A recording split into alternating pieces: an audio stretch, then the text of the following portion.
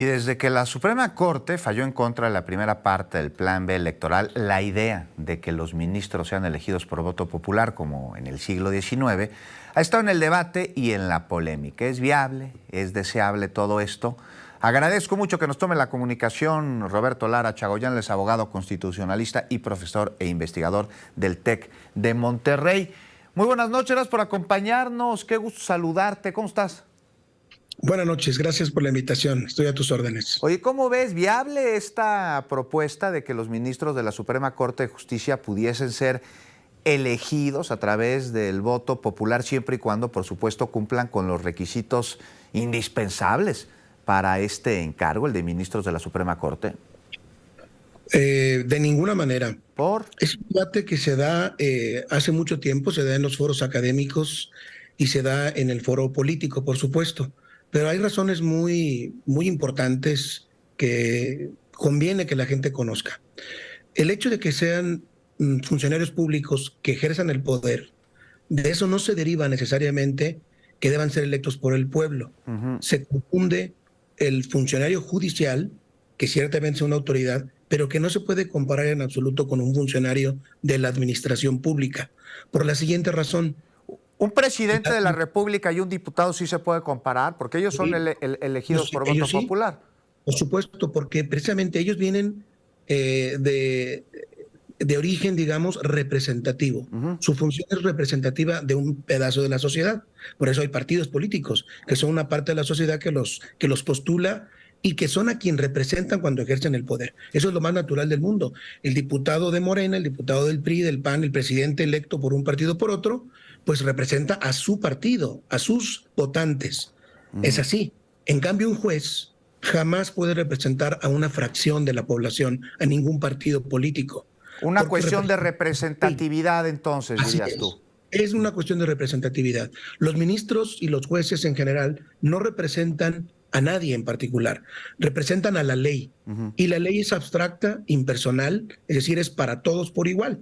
Por lo tanto, sería incorrecto, inadecuado, además de inconstitucional, que un ministro estuviera respondiendo a aquellos intereses, digamos, a los que le debe su puesto, a los que le debe su voto. Que sería el pueblo en todo caso. A no todo el pueblo, cuidado. ¿A la mayoría? A los que voten, exacto, a la mayoría del pueblo. Okay. Oye, sobre esto te quiero hacer una pregunta, porque uno de los argumentos a favor tiene que ver con un artículo en la Constitución que dice que todo poder dimana del pueblo. Y siendo uno de los poderes de la Unión, el Poder Judicial, además de los argumentos que has presentado sobre este artículo constitucional, ¿tú qué responderías? A ver, que hay una cuestión técnica de por medio, que no se compara con las otras cuestiones, digamos, directamente relacionadas con la representatividad política. Los jueces están en una ínsula, en una isla. Los jueces tienen que estar aislados de todo poder político y económico. Esa es su naturaleza. Por lo tanto, no pueden estar ligados a ninguna representación.